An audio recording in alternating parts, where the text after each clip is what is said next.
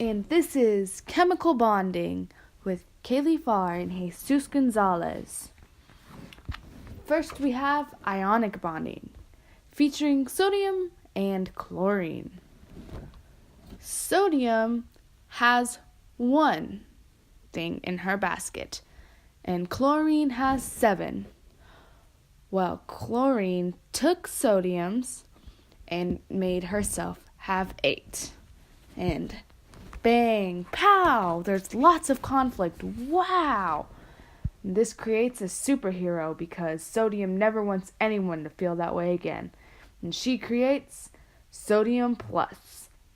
And chlorine becomes chlorine negative because she becomes a supervillain.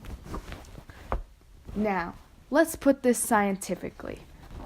Since we have sodium with 1 valence electron and chlorine with 7, sodium donates its 1 valence electron to chlorine, which makes sodium a positive ion and chlorine a negative ion.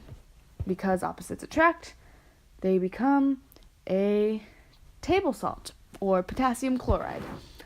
In our box of random knowledge, valence electrons are the furthest electrons from the nucleus in the outermost s and p orbital, and the bond is between a metal and a nonmetal.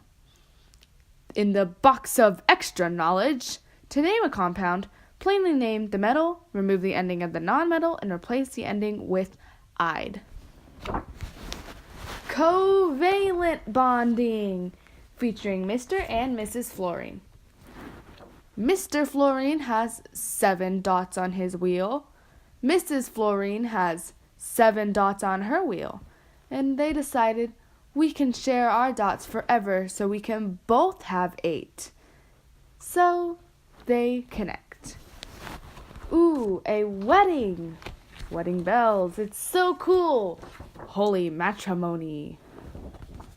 And fluorines connect and they have a house together, and they decide to put their wheels in the very center of their house so that they can show that they are connected forever. And now let's get this even more scientifically. Wow. So since fluorines both have 7 valence electrons, they decide to share their extra 1 valence electron to create a pair, and they fill each other's extra valence electron spot, which creates fluorine gas. Because fluorine is a diatomic molecule. In our box of extra knowledge, to name the compound, use prefixes to state number, change the last element to end in "ide", and do not prefix the beginning if it is mono. In our box of random knowledge, covalent bonds only form between 2 nonmetals. Polar and nonpolar bonding. Yay! Featuring Mr. and Mrs. Fluorine and Mr. Oxygen and Miss Hydrogen. So a polar bond is completely opposite because we have Mrs. Hydrogen, who is very short and, she likes totally different colors, than Mr. Oxygen, who is very tall, but they still can attract and connect and be just as happy.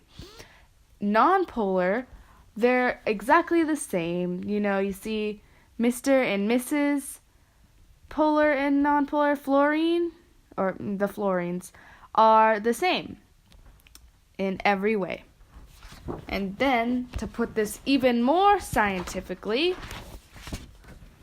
2 fluorines, since both of their electronegativities are 4.0, they equal 0, which is a nonpolar bond.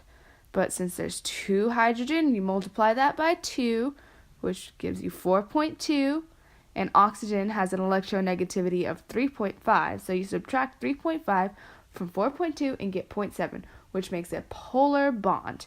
In our box of needed knowledge, nonpolar bonds have an electronegativity difference of 0 to 0.4.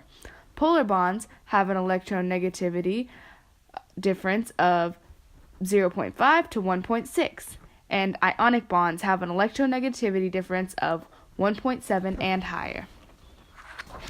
Now for our frequently asked questions. Oh boy. What is a valence electron? A valence electron is an electron occupying an atom's outermost s and p orbital. What holds an ionic bond together? The opposite charges attract and come to form a neutral charge. And why? Because life. And that is the end of our chemical bonds.